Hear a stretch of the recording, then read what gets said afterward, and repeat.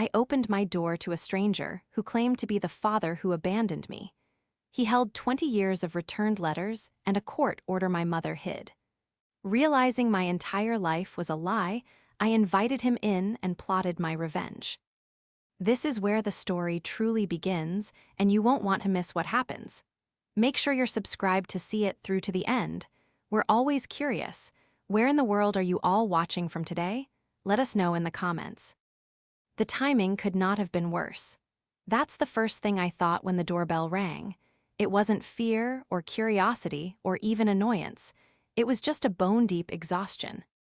I was curled up on the sofa, wrapped in 3 layers of blankets, shivering despite the heating being cranked up to 75. The stomach flu had been ravaging me for 2 days, leaving me hollowed out, dehydrated, and weak.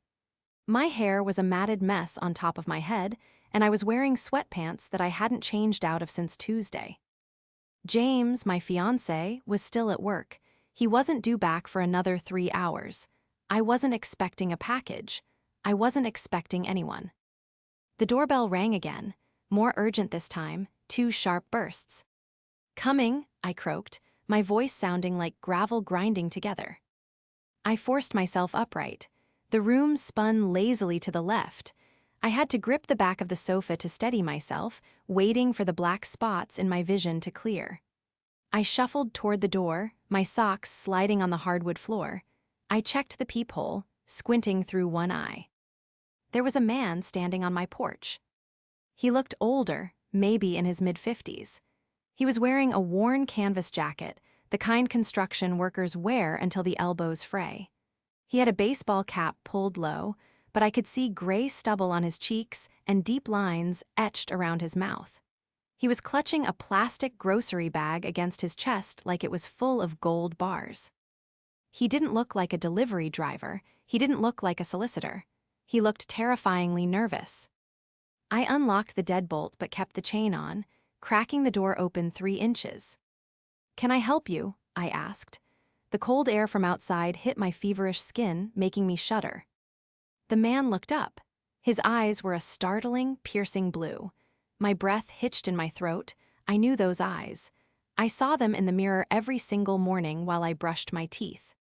He stared at me, his mouth opening and closing slightly, as if the words were stuck. He looked at my face, searching, scanning every feature. "Caroline," he whispered. His voice was rough, trembling. "Who are you?" I demanded, though a cold dread was already pooling in my stomach, heavier than the sickness. I didn't know if you'd still be at this address. I found it online. I took a chance." He swallowed hard. "I'm Albert. I'm your father." The world stopped. Literally, for a second, the hum of the refrigerator, the sound of a passing car, the wind in the trees, it all just ceased. "My father is dead to me," I said automatically. It was a script I had rehearsed for 20 years. A line Diane, my mother, had taught me when I was 6 years old. "He left us, Caroline. He doesn't want us. He's dead to us." I went to shut the door. Wait, he didn't jam his foot in the door. He wasn't aggressive. He just held up the plastic bag, pressing it against the crack in the door. "Please, your mother said you hated me. She said you burned my letters. She said you wanted me to sign away my rights so James could adopt you." "Wait, no, not James. That's your partner now, right? Back then. She said you wanted her new boyfriend to adopt you." My hand froze on the door handle. "What letters?" "The ones I sent, every month, for 20 years. He reached into the bag and pulled out a stack of envelopes. They were bundled with rubber bands. The paper was yellowed, the corners bent. I looked closely. On the top envelope, in handwriting that looked vaguely familiar, was my name, Caroline, and stamped across the front in aggressive red ink were the words, "Return to sender. Refused." "She told me you returned them," Albert said, tears welling in those blue eyes that mirrored mine. "She said you threw them in the trash, but I kept them. I kept all of them, just in case." I looked at him. I looked at the pain etched into his face, a face that wasn't the monster Diane had described. He looked broken. He looked like a man who had been running a marathon for 2 decades only to hit a wall. "She told me you left," I whispered, the anger beginning to bubble up through the sickness. She told me you packed a bag one night and never looked back. He shook his head slowly. I never left, Caroline. I was pushed, and I've been trying to climb back in ever since. I ended the chain. I opened the door. As he stepped into the light of my hallway, holding the evidence of his love in a grocery bag, I felt a shift in the universe. The sickness in my body was Enli replaced by a different kind of nausea. The realization that the woman who raised me, the woman I called every Sunday, the woman who was currently planning my wedding, was a stranger. The betrayal was worse than the diagnosis itself. I made tea. It was an automatic response, a way to occupy my hands while my brain tried to process the impossible. My kitchen, usually my sanctuary of order and cleanliness, felt like a crime scene. Albert sat at my small dining table. He looked too big for the chair, too rough for the delicate placemats Diane had bought me as a housewarming gift. He hadn't taken off his jacket. He sat with his hands clasped on top of the plastic bag, staring at me as if I might vanish if he blinked. I placed a mug of Earl Grey in front of him. "I don't have coffee," I said, apologizing instinctively. "Tea is fine," he said softly. "You used to like peppermint tea when you were little, before bed." My hand shook as I set my own mug down. I did like peppermint tea. I hadn't had it in years, but the memory hit me like a physical blow, a flash of a large hand holding a small cup, a deep voice humming a melody. A memory I had suppressed because Diane told me she was the one who did the bedtime routine. Always her. Only her. "Show me," I said, sitting opposite him. He pushed the bag toward me. "Start with the ones at the bottom, the oldest ones." I reached in and pulled out a bundle. The rubber band snapped as I pulled it off, brittle with age. The envelope on top was dated June 14th, 2004. I would have been 6 years old, 2 months after he left. I opened it. It wasn't a short note. It was 3 pages, front and back, written on lined notebook paper. "My dearest Caroline, I don't know why Mommy won't let me see you. The judge says we have to wait for the hearing. I miss our Saturday morning cartoons. I miss making you pancakes, the ones with the smiley faces.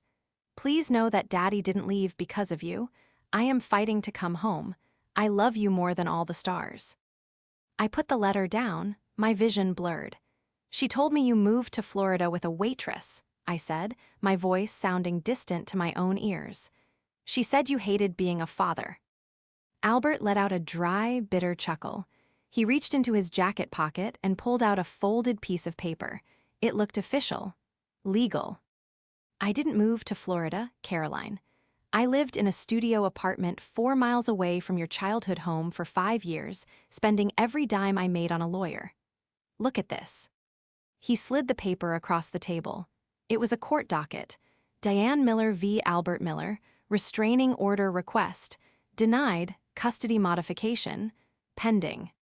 "She told the court I was unstable," Albert explained, his voice steady but heavy with old anger. "She told them I was dangerous. She dragged it out, Caroline. Delays, continuances, false accusations. By the time I cleared my name on one thing, she'd invented another. And every time I sent a letter, it came back refused. She told the judge you were afraid of me. She told the judge you cried if my name was mentioned." I looked at the pile of letters, hundreds of them, birthdays, Christmases, graduations. I pulled out one for my 18th birthday. Inside was a check for $500. It was void now, obviously, but the memo line read, "For your car fund. Love, Dad." I drove a beat-up Honda Civic that I bought with my own money from waiting tables, I murmured. "Mom said you didn't pay a cent of child support. She said she had to work 3 jobs to keep us afloat." "I paid the state," Albert said. "Garnished from my wages, every paycheck. I have the stubs if you want to see them." I closed my eyes. The image of Diane, Saint Diane, the martyr, began to crack.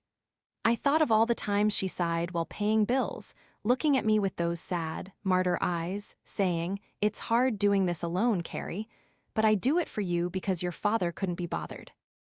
My phone buzzed on the table. The screen lit up. "Mom calling." The timing was impeccable, cosmic. Albert stiffened. He looked at the phone like it was a bomb. "Answer it," he whispered. "Don't tell her I'm here, just see." I picked up the phone, I swiped green, I put it on speaker. "Hi, Mom," I said. My voice was surprisingly steady. I fell into the role I had played my whole life, the grateful daughter.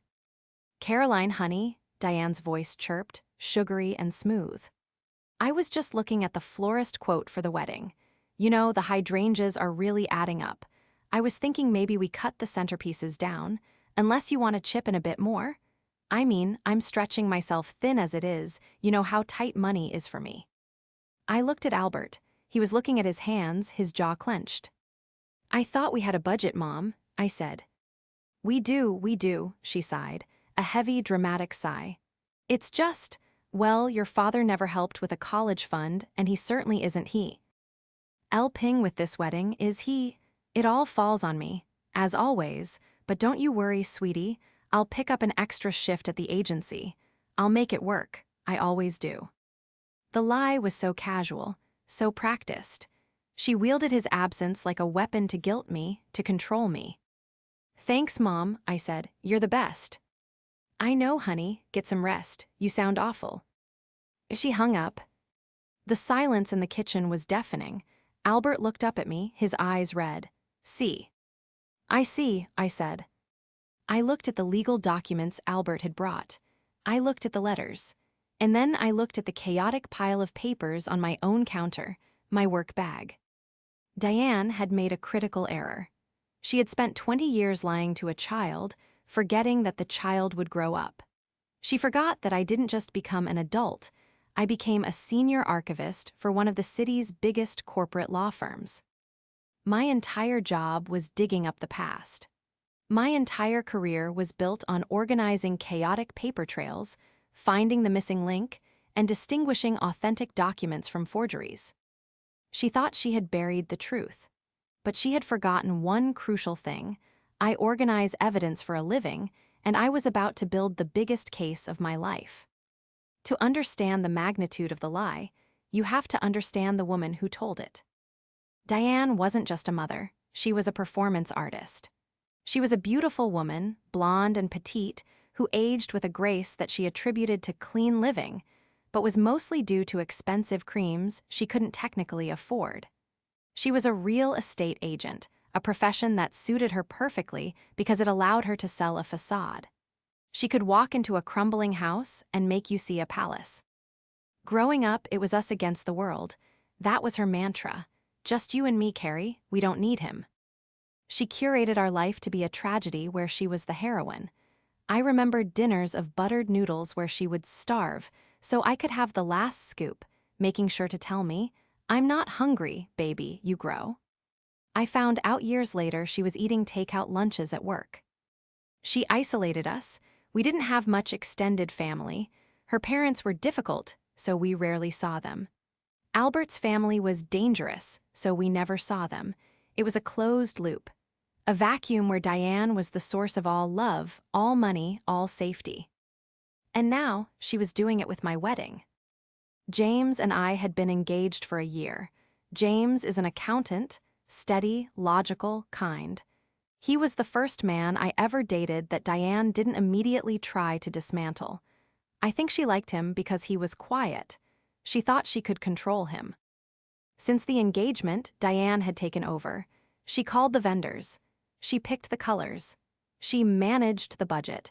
She was currently staying in my guest room to help, though she had gone home for the weekend to check on her own house. I looked at Albert, who was slowly sipping his tea. He had aged, yes, but he wasn't the monster. He was just a man who had lost a war he didn't know he was fighting. "Where have you been living?" I asked him. "About 20 minutes south," he said. "I have a small contracting business. I build decks, do remodels. I've been keeping tabs on you, Caroline, from a distance. I saw your high school graduation photos in the paper.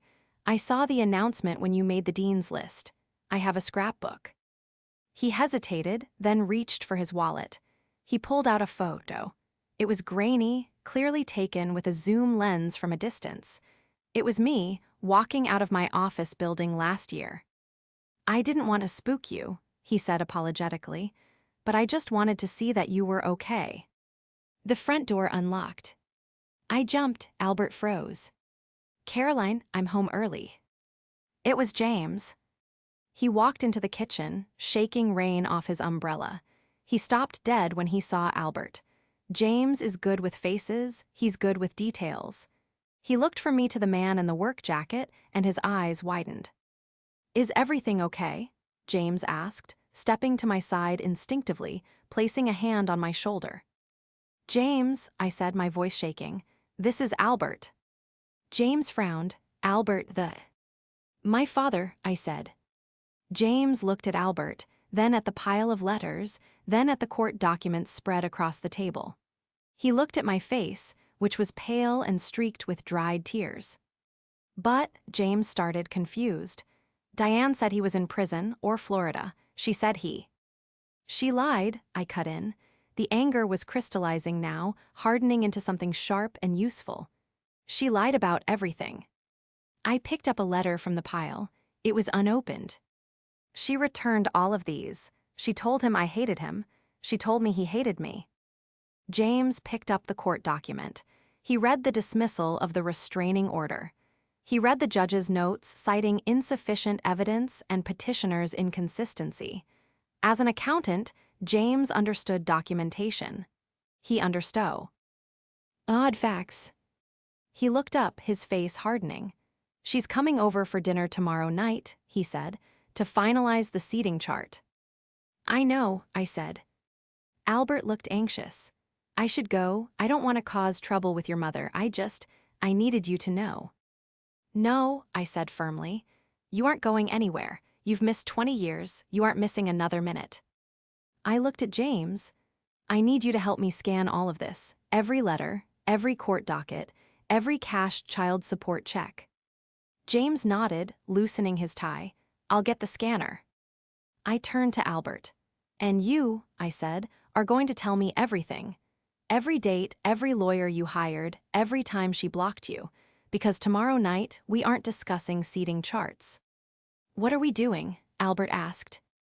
I smiled, but there was no warmth in it. "We're going to review the archives."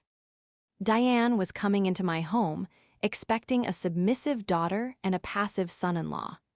She was expecting to play the martyr, to cry about the budget, to be praised for her sacrifice. She had no idea that the deadbeat was sitting at my kitchen table, and the naive daughter was preparing a discovery file that would bury her. We didn't sleep that night. My living room, usually a minimalist space of beige and cream, had been transformed into a war room. The dining table was covered in stacks of paper, sorted by year, then by category: correspondence, financials, legal, medical. This was my element. In my professional life, I take the chaotic, dusty history of corporations and organize it into a coherent narrative for litigation. I find the needle in the haystack. I find the missing memo. Tonight, the corporation was my childhood, and the missing memo was my father's love. James had moved his laptop to the coffee table. He was building a spreadsheet, his fingers flying across the keys, the blue light of the screen illuminating his focused frown. As an accountant, he found comfort in numbers, and the numbers Albert had brought were telling a damning story. "She cashed them all," James said, breaking the silence around 3:00 a.m. He turned the laptop so I could see. "Look at this, Carrie. Every single child support check. Albert paid bi-weekly. $500, then adjusted for inflation to $650 later on. It adds up to nearly $200,000 over 18 years. I stared at the spreadsheet. $200,000. "She told me we were poor," I whispered. "She made me wear Payless shoes until the soles flapped open because she said we couldn't afford Nikes. She made me apply for the free lunch program at school. She was receiving the equivalent of a second full-time salary tax-free," Albert added softly from the armchair. He was holding a mug of coffee, watching us work with a look of awe and sadness. "I worked double shifts at the lumber yard to make those payments. I thought she was saving it for your college. That was the agreement in the initial mediation before she cut me off." I walked over to the legal pile. I picked up a transcript from 2008. I had read it 3 times already, but the words still made my stomach churn. It was a transcript from a family court hearing. Judge, Mrs. Miller, you state that the father has made no attempt to contact the child? Diane, no, Your Honor, he sends nothing. No letters, no calls. Caroline cries herself to sleep wondering why he doesn't love her. I looked at the correspondence pile next to it. The pile from 2008 was 4 inches thick. Birthday cards, postcards from job sites, letters begging for a phone call. She perjured herself, I said, my voice hardening. Repeatedly, systematically. And look at this, James said, clicking to a new tab. I did a quick public records search on Diane's property history. You know that rental property she said her parents left her? The one she sold to pay for your braces. Yeah. Her parents didn't leave it to her. She bought it in 2005. Down payment of $20,000. Cash. I felt the blood drain from my face. 2005. That was the year Albert had paid a lump sum of back support after a wage garnishment mix-up. She bought a rental property with his money, I realized. And then she sold it and told me she was sacrificing her inheritance for my teeth. Albert stood up and walked over to the window, looking out at the dark street. I just wanted to be a dad, he said, his voice cracking. I didn't care about the money. I just wanted to see you ride a bike. I stood up and walked over to him. For the first time, I reached out. I hesitated for a fraction of a second, fighting 20 years of conditioning, and then I placed my hand on his arm. His jacket was rough, but his arm was warm. You're here now, I said. He looked at me, tears spilling over. I'm sorry I didn't fight harder, Caroline. I ran out of money for lawyers. I hit a wall. You didn't hit a wall, I corrected H. I am, my archivist brain slotting the pieces together. You hit a fortress built on lies, but you saved the blueprints. I gestured to the piles of paper. You kept the receipts. That was the smartest thing you could have done. I turned back to James. Print everything. The spreadsheet, the property deed, the side-by-side comparison of the letter dates and the court transcripts. For the lawyer, James asked. For dinner, I said coldly. She's coming over at 6:00 p.m. to discuss the seating chart. I think it's time we rearrange the table. The house smelled of garlic and rosemary. I had roasted a chicken, Diane's favorite. I set the table with the good china, the plates she had given me, the ones she always reminded me were very expensive, so be careful. Albert was in the guest bedroom, the door cracked open just an inch so he could hear. We had agreed he wouldn't come out immediately. We needed to get her on record first. We needed to see how far she would go when pressed. Diane arrived at 6:05 p.m., bringing a bottle of Chardonnay and a whirlwind of chaotic energy. Oh, honey, the traffic was a nightmare, she exclaimed, breezing past me to kiss my cheek. She smelled of expensive perfume and hairspray. And the florist called again. We really need to talk about the aisle runners. They're trying to charge us extra for the silk petals. She handed the wine to James, barely acknowledging him, and headed straight for the kitchen island where I had laid out the seating chart draft. Now, she said, pulling a pen from her purse. I was thinking we put your Aunt Linda at table 5, but away from the bar, you know how she gets. And, oh, Caroline, you look tired. Are you still sick? I'm feeling much better, actually, I said, leaning against the counter. Clearer than I've been in years. James poured the wine. His hand was steady, but his jaw was tight. He set the glass down in front of Diane. Mom, I said, keeping my voice conversational. I was looking through some old boxes today, looking for baby photos for the reception slideshow. Diane smiled, taking a sip of wine. Oh, I have all the good ones at my house, sweetie. You won't find much here. I found something interesting, though, I said. I found a letter. Diane froze mid-sip. A letter. From Dad. The temperature in the room seemed to drop 10 degrees. Diane set the glass down. Her smile didn't fade, but it became fixed, like a mask made of wax. From Albert, she gave a dismissive little laugh. Oh, please, Did he send you some drunk ramble asking for money? I told you, Caroline, he always tries to crawl back when he thinks there's cash involved. Actually, I said, reaching under the counter and pulling out a specific photocopy. I slid it across the island toward her. It's dated June 2004. He says he misses our Saturday cartoons. He says he loves me more than all the stars. Diane didn't look at the paper. She stared at me, her eyes narrowing. Where did you get that? She asked sharply. It was in a box, I lied. It must have slipped through. It's a lie, she said quickly, waving her hand. He's manipulative, Caroline. He probably wrote that years later to cover his tracks. He abandoned us. I was there. You were there. Do you remember him packing his bags? Do you remember him screaming at me? No, I said honestly. I don't. I remember you screaming. I remember you changing the locks. I changed the locks for our safety. Her voice rose, taking on that familiar hysterical edge she used whenever she was challenged. He was unstable. He was dangerous. I protected you. Is that why you told the judge he never sent letters? I asked, pulling out the second document, the court transcript. Diane stood up. What is this? Why are you doing this? I come over here to help you with your wedding and you attack me. I'm just confused, Mom, I said, stepping closer. Because you told the court he never contacted us, but I have 300 letters here that say otherwise, all stamped refused by you. I refused them because they were toxic, she shouted. He was trying to brainwash you. And the money, James spoke up from the corner. Diane whipped around to face him. Excuse me. The child support, James said calmly. $200,000 over 18 years. You told Caroline there was no money. You told her she had to take out student loans because her father was a deadbeat. Where did the money go, Diane? Diane's face went from pale to a blotchy red. How dare you, she hissed. I raised this girl. I sacrificed everything. I worked my fingers to the bone. You bought a rental property in 2005, James said. Cash, using the back pay settlement Albert sent. I did that for us, Diane screamed. To build a future, and I sold it to pay for things we needed.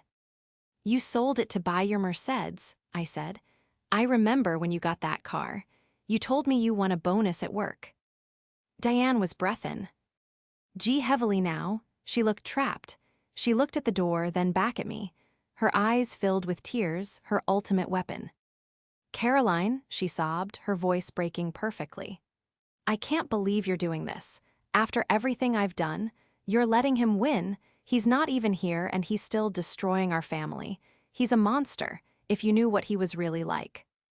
I do know, I said. No, you don't know him. I do, I repeated. I looked toward the hallway. Come in, Dad. Diane stopped crying instantly. She turned toward the hallway door. The door opened.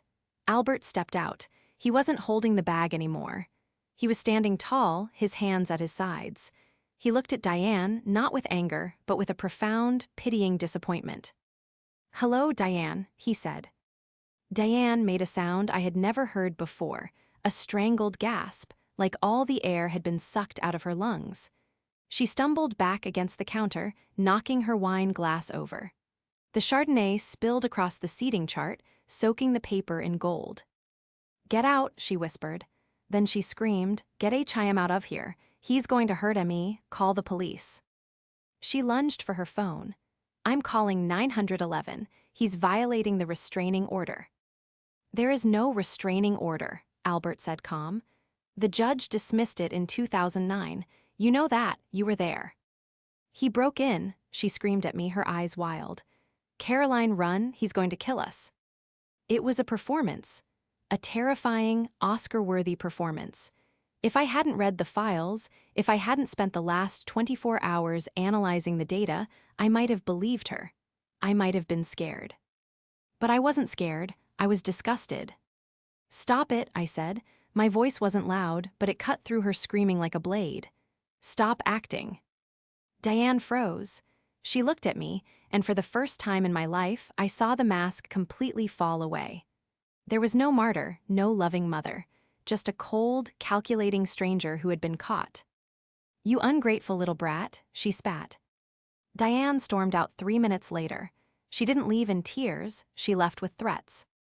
"You're dead to me," she hissed at me as she grabbed her purse. "Don't expect a penny for this wedding. Don't expect me to be there. And when he leaves you again, and he will, don't come crawling back to me." She slammed the front door so hard the windows rattled. For a moment, the three of us just stood in the silence of the kitchen, listening to the aggressive roar of her engine as she peeled out of the driveway. "Well," James said, picking up the wine bottle, "that answers that." But it wasn't over. I knew Diane. She didn't retreat, she regrouped. By the next morning, the campaign had begun. I woke up to 42 notifications.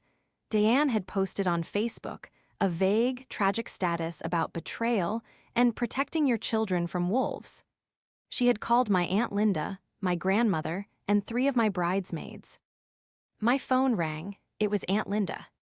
"Caroline," she said, her voice sharp, "your mother is in the hospital." My heart jumped just for a second. "What?" "She had a panic attack. Her heart rate was through the roof. She said your father broke into your house and threatened her. Caroline, is he there? Do you need help? We can send the police." I put the phone on speaker so Albert and James could hear. "Dad didn't break in, Linda," I said calmly. "I invited him, and Mom isn't having a panic attack. She's losing control of the narrative." "How can you say that?" Linda demanded. "She's your mother. She saved you from that man. Do you know he hit her? Do you know he threw her down the stairs when you were a baby?" I looked at Albert. He was shaking his head, his face pale. "He didn't," I said, "and I can prove it."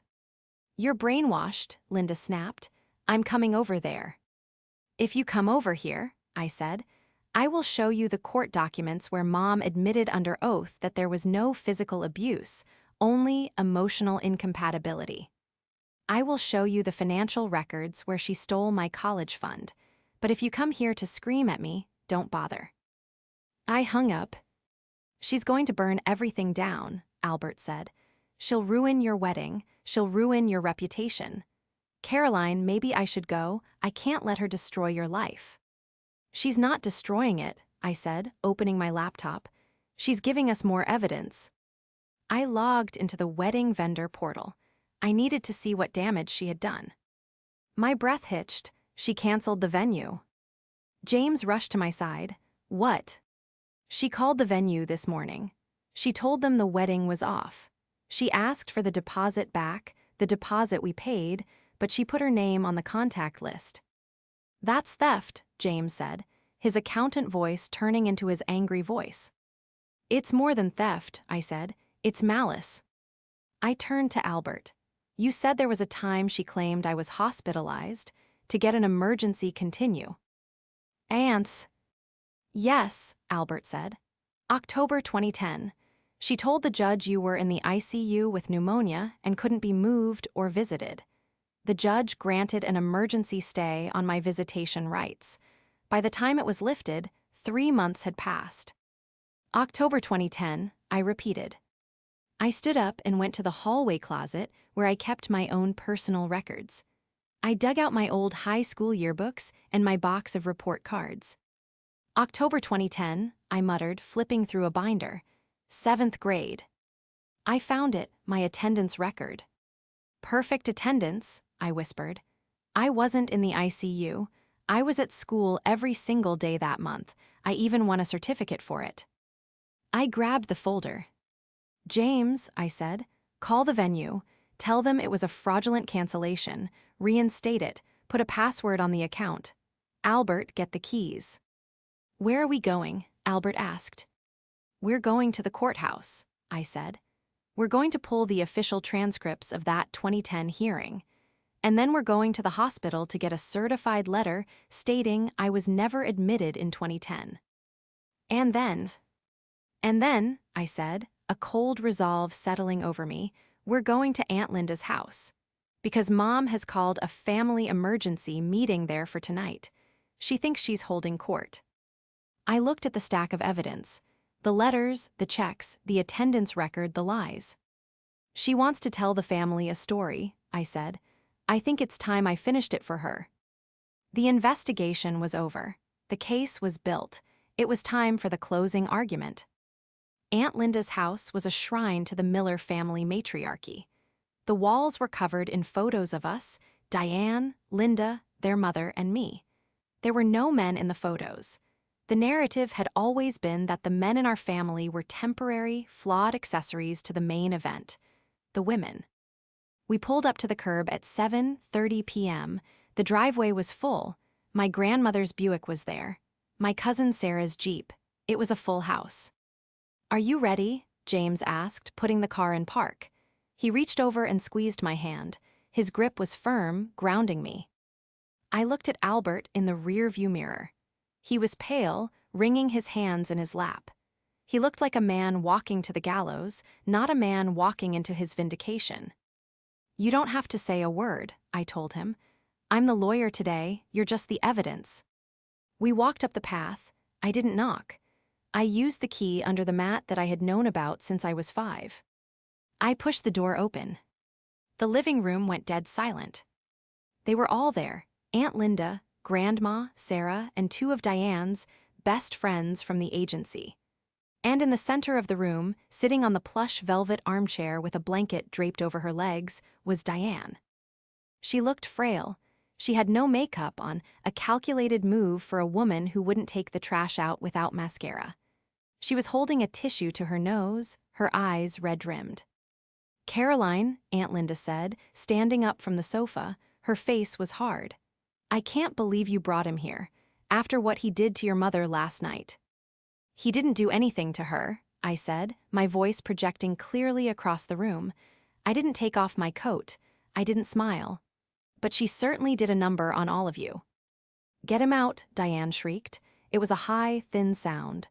"He's here to finish what he started. He threatened to burn the house down." The women in the room gasped. Grandma clutched her pearls, literally. "He's not going anywhere," I said. I walked to the center of the room, standing between the family and my father. James stood beside me, holding the heavy box of files we had brought. "You're all here for an emergency meeting," I said. "You're all here because Diane told you that my father is a dangerous lunatic who broke into my home. She probably told you he's been stalking us. She probably told you she needs money for a lawyer or a security system." Aunt Linda's eyes flickered. I had guessed right. "She needs protection," Linda said defiantly. "We're family, we protect our own." "Good," I said, "because I need protection too, from her." I signaled to James. He opened the box. "Diane told the court in 2010 that I was in the ICU with severe pneumonia for the entire month of October," I announced. "She used that lie to get an emergency stay on Albert's visitation rights. She told the judge I was on a ventilator." I pulled out the document, a blown-up photocopy of the court transcript. I held it up. "And this," I said, pulling out the second sheet, "is my middle school attendance record, perfect attendance. October 2010, I was at the fall dance. I have pictures." I handed the papers to Aunt Linda. She took them automatically, her eyes scanning the dates. She frowned. That must be a mistake," Linda stammered. "Diane said you were so sick. I remember. She said we couldn't visit because it was contagious." "She lied to isolate me," I said, "just like she lied about the letters." I reached into the box and pulled out a bundle of the returned letters. I tossed them onto the coffee table. They landed with a heavy thud. 312 letters, I said. Every birthday, every Christmas, every month. All returned refused by Diane. She told me he never wrote. She told him I hated him. Diane sat up straighter, the blanket falling away. The frailty was vanishing, replaced by a cornered, feral energy. "He's manipulating you," Diane shouted. "He forged those. He's a con artist, Caroline. He's trying to get your money." "Speaking of money," I cut her off. I turned to my grandmother. "Grandma, do you remember when Mom sold that rental property in 2005? She told you she had to sell it because Albert wasn't paying child support and we were going to starve." Grandma nodded slowly. "Yes, poor thing was working 3 jobs." "Albert paid $200,000 in child support," I said. James verified the wire transfers and the state records. I pulled out the spreadsheet and the property deed. She used his back pay settlement to buy that house for cash, I said, pointing to the figures. And she used the monthly payments to fund her lifestyle.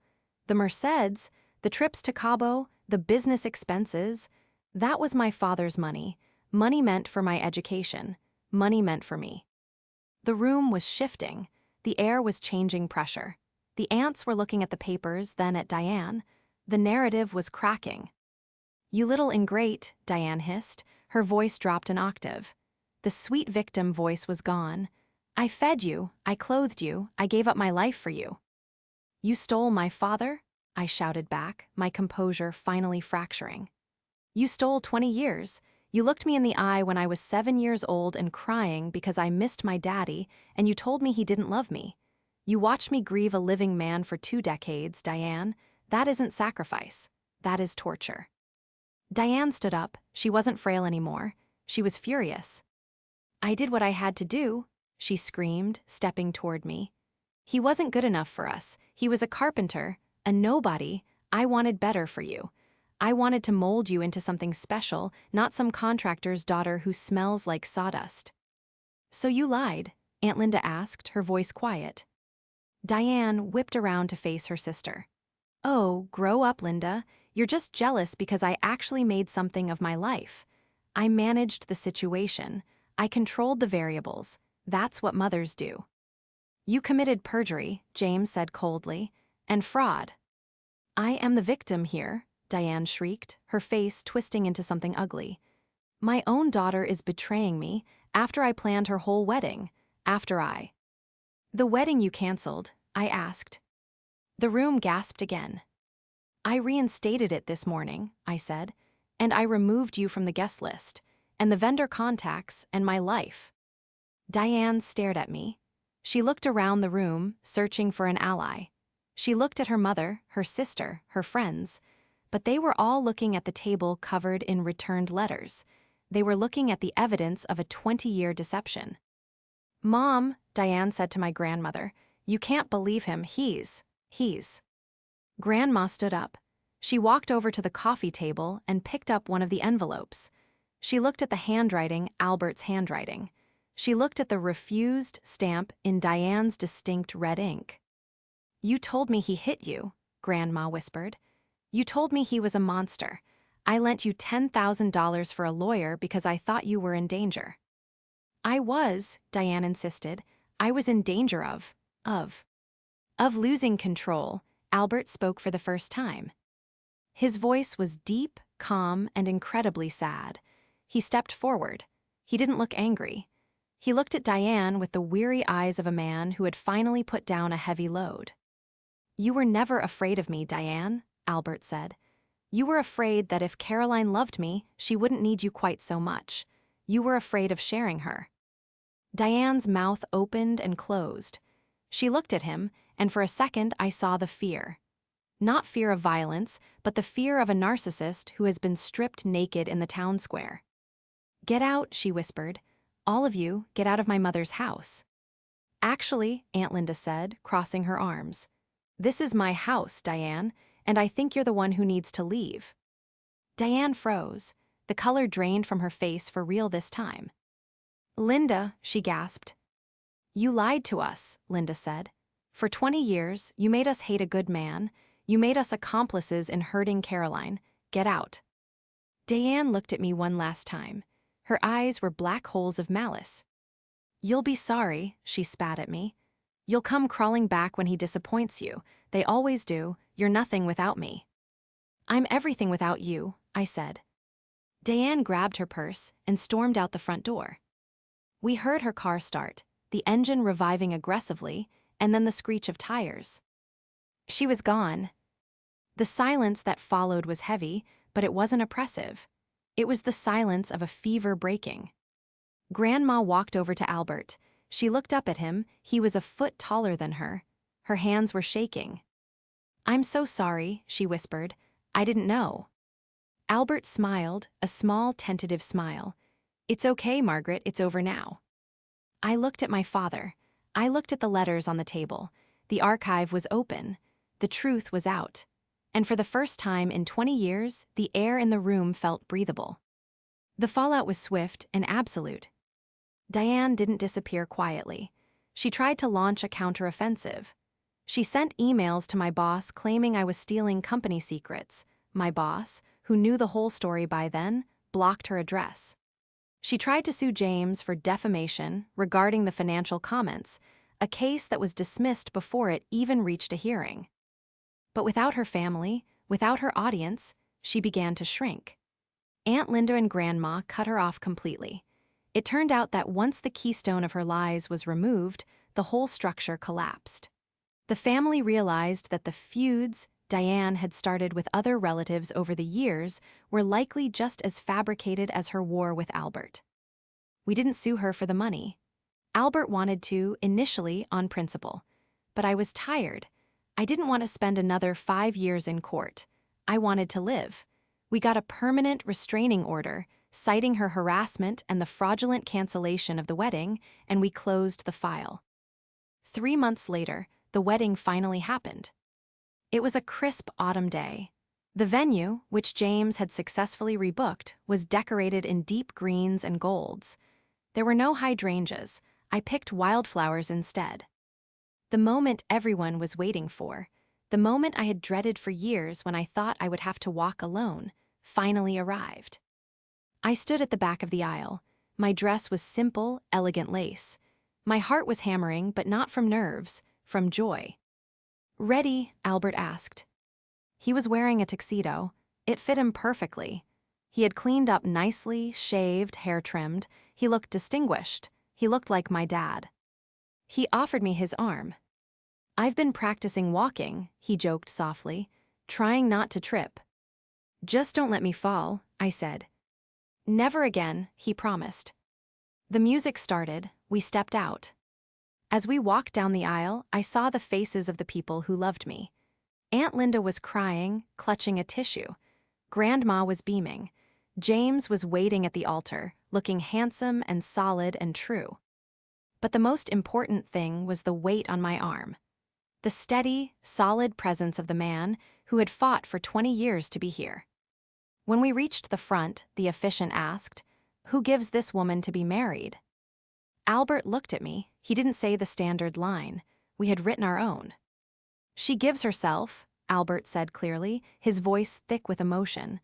"But I am here to stand beside her, as long as she needs me." He kissed my cheek and placed my hand in James's. The reception was a blur of laughter and bad dancing. At one point, during the father-daughter dance, Albert and I swayed to Wildflowers by Tom Petty. "I have a confession," Albert said as we spun slowly. "What?" "I didn't actually build decks for 20 years. Well, I did. But I also started a custom furniture business about 10 years ago. It did pretty well." I pulled back to look at him. Yeah, I put some money aside. Since I couldn't spend it on you then, I thought, maybe for a house, for you and James, a down payment." I stopped dancing. I stared at him. "Dad." "It's yours, Caroline. It was always yours." I rested my head on his shoulder, the tears finally spilling over, happy tears this time. "I don't need the money," I whispered. "I just need you to come over on Sundays and maybe teach me how to use a power drill." He laughed, a deep, rumbling sound that vibrated through his chest. "I think we can manage that." We walked out of the reception under a tunnel of sparklers. I looked back one last time.